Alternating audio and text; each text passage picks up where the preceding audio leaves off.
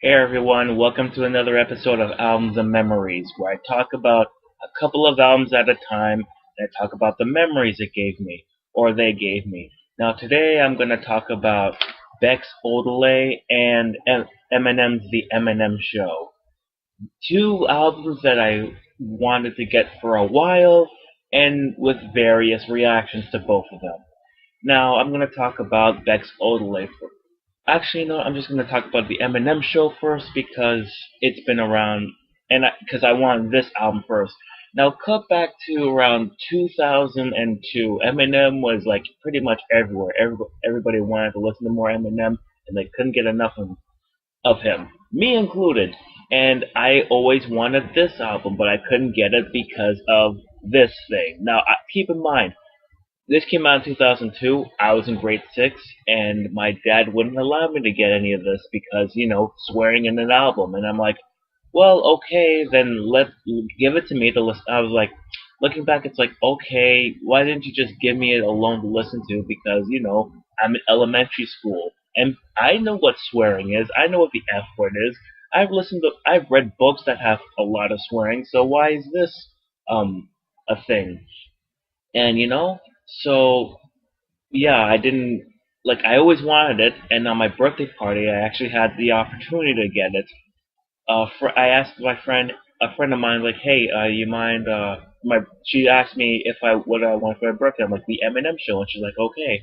And then my birthday party came, and she's like, "I couldn't find the Eminem Show, so I got the 8 Mile soundtrack for you again." I'm like, "Well, okay, that's disappointing, but I'll take it. It has Lose Yourself, so that's a big song. It's still one of his better songs." So I'm like, okay. But unfortunately, because that also had a parental advisory sticker and whatnot, because of all the swearing, my dad had to take it away from me because, again, parental advisory. And so he had to put it in his car. But I'll get to that later because it's somewhere around the second pile here. I have a few more CDs until I get them. But yeah, so I wanted this album so much up until the year 2004 when not Eminem, Joyful Rebellion came out. Joyful Rebellion by Chaos came out. Because the first single it came off of, not Crab Bucket, but a song called B-Boy Stance. And I kind of, like, went away from Eminem after that because I'm like, I like Chaos a lot. I like this guy. Everybody wanted liked him for Crab Bucket, but I was there for B-Boy Stands, and apparently a lot earlier, but that's another story. And that was the album I gravitated to, and I listened to more and more albums and music, and I kind of forgot about this album for a little bit. And it wasn't until around 2013 when I got my Nintendo 3DS and Pokemon X, back when it was new, at Future Shop. Does anybody remember Future Shop? Because it's been a while. I kind of forgot. And I was on my way with my friends, and I was like, okay, I'm just gonna go to Future Shop and get a Nintendo DS and Nintendo 3DS and Pokemon X. And I was on my way out when I saw this CD, and I'm like, oh yeah. And I found out that it was only $2, and I'm like, well, that's fine. And I just took it. I just took it for $2. And I went to my friend's house. He helped me set up the games and whatnot. And then, yeah, that was pretty much it. And then I came back home and I listened to this, and I'm like, I like this because I kept listening to songs like Cleaning Out My Closet, Without Me, and Superman. And yeah, it brought back memories.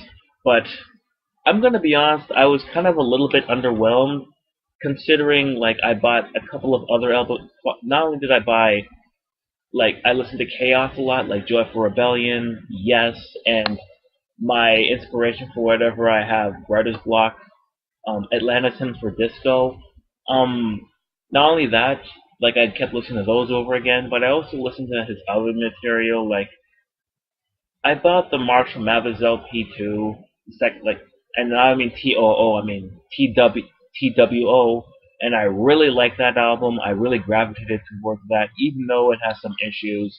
I like that album a little bit more than this. Like, I like this album. It's just that it kind of underwhelmed me a little bit.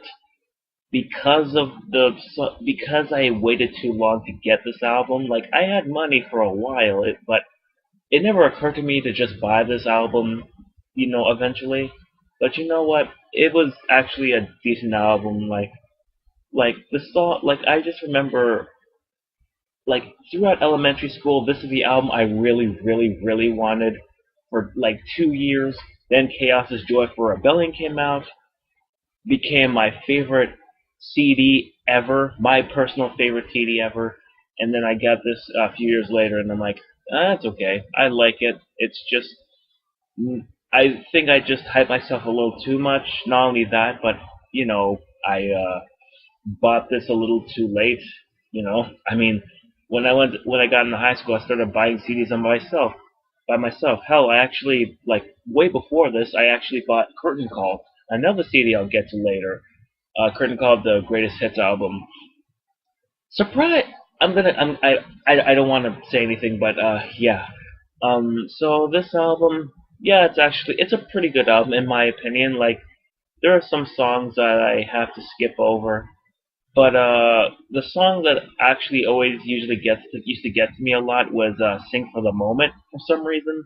Mostly because there was a show called Combat Zone on Much Music where it was like I think it was 30 minutes or like an hour where they put two music videos against each other, like and people call in to see which music video they like better. Like it was between "Sing for the Moment" and another song like Evanescence's "Bring Me to Life" and whatnot and all that. And then like they have viewers vote in through the phone like which video was better that week.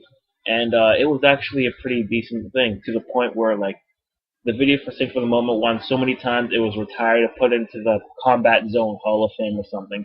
And I really gravitated towards that song. Not as much now, but for the time being, I actually really enjoyed listening to this for the song. Sometimes if I want to actually listen to the CD, I usually have to skip through a couple of tracks, mostly because like there's a little too much filler. Like I didn't really care for Soldier or Drips. Like I really liked Without Me. That's pretty much why I wanted to get this album back in 2002. But again, swearing. Yeah. So yeah, this album is okay in my opinion, and yeah, eventually I'll listen to it. It's just that I have so many other albums I want to listen to first. And another album that I want to talk about is Beck's Odeling. Now, this was also an album that I always wanted, but unlike when I wanted Eminem Show, I couldn't find this because it was so damn not because I didn't want to, it was because it was so damn hard to find. Now, cut back to 2009.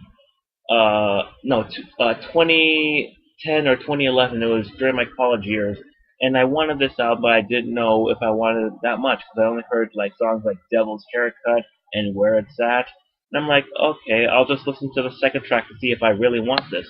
And then I listened to the song "Hot Wax," and I'm like, okay, I really want this album. And so when I got out of the school that day, I wanted to go to HMV back when it was a thing and just get it. But I asked the clerk and they said, no, we don't have this album. I'm like, are you kidding me? Wait, how? And it was like, but it's from 1994. 1994, 1995. No, sorry, 1996. And I really wanted this album. I'm like, okay, fine, I'll get something else. And I got something else, I think, or nothing at all. So eventually, I actually found this album in 2014. I don't remember where actually. I think it was one of the. And it wasn't HMV or Sunrise. It was something else, and this only cost like $4. And I'm like, yes. And I actually did not mind this album. Like it actually blends in different genres, like hip hop, rock. It's kind of like it's pretty much how I thought I was gonna get out of the Eminem Show. Like the Eminem Show was okay. I was a little bit disappointed, but with this album, I actually did enjoy it. The only problem I have with it is that I associate it with a video game that I used to listen to this Well, used to listen to this album with a couple of video games, like back when I was still playing my Xbox 360, and I was just playing this, and it was Burnout Revenge for Xbox 360, and but what I remember this CD for mostly was a little known game called Ride to Hell Retribution, which I know it was a terrible game. I heard it was bad. I heard the game was bad. I knew it was bad. I saw the gameplay, but it was one of those things where it's like, you know what? You heard about it, but you have to experience it to believe it. And that game is that that game is actually worse than Sonic 06. I'm just gonna level with you. Sonic 06 was a very bad game, but the only problem I had with that is, in terms of how I played it, the only problems I had with it were the control. I mean, not the control, the camera. The camera kept screwing me over. Like, from time and time again, that camera screwed me over, and it took 7 painful days to finish the entire game. Ride to Hell felt like I took several months, even though it took me 3 weeks to play it. And it was exhausting. And it was just slightly terrifying because the glitchy graphics just scared me because of the uncanny valleyness. Um, and that's where this comes in. Like, I used to play this album when I remember just playing this album before I had to go to work in like the morning, and just putting this on and playing Ride to Hell Retribution. Not a good memory to have. Like playing one of Beck's best albums, like playing one of Beck's best albums, and at the same time playing like listening to one of Beck's best listening to one of Beck's best albums while playing one of the worst games of all time is kind of screwed up. But I just remember listening to things like uh, Sissy Neck, the song Sissy Neck, and just like blowing people away with headshots. And yeah, yeah. So this album is amazing. Unfortunately, in my opinion, it's associated with a terrible game I played. And so yeah, the only reason it's here is because I had to make room for my CD case here, and so it's actually not a bad thing. Like, if you haven't heard this album, if you want to hear genres blended a lot, listen to I'd say listen to Chaos's Joyful Rebellion or Chaos's Atlantis Hymn for Disco, but before that, like, listen to this. It's actually pretty much a genre buster, or genre roulette, or however you want to call it. And I actually was surprised at how much I like it, especially the song Minus, which is my favorite song on this album. And it just reminds me of, like, playing video games in my basement and just, going through life through the day. And so, yeah, that's pretty much the entire episode of these two albums. What One of them I always wanted, but I was slightly disappointed because time screwed me over a little bit. The other I wanted a little bit less, but I found myself enjoying it a lot. And so that's pretty much it for now. That's pretty much another episode of Albums and Memories. And thank you for watching, and I'll see you another time. Thank you.